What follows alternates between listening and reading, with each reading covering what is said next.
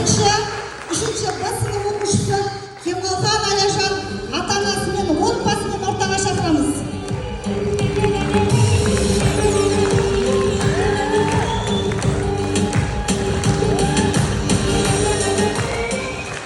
Екінші қатысушымыз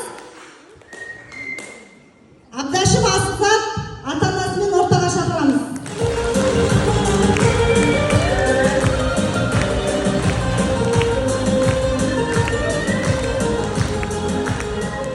Үшінші қатысушымыз біздің сыныпта екі оқушымыз бір отбасынан Орынқожа Нұрсаят пен Орынқожа Аяла қыздарымызды ата-анасымен ортаға шақырамыз.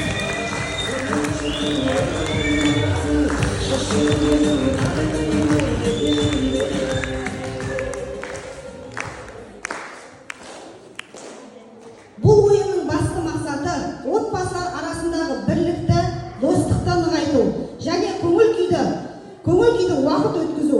Ата-ана мен мектептің қарым-қатынасын нығайта отырып, спортқа қызығушылықтан арттыру, салауатты өмірге баулу. Бірінші өздеріңіз жеңіл алыңыздар.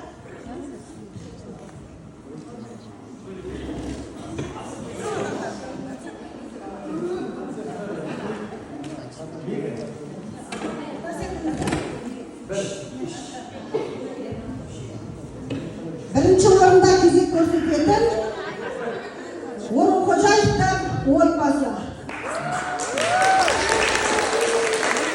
Екінші орында Абдашев Асылзаттың отбасы. Үшінші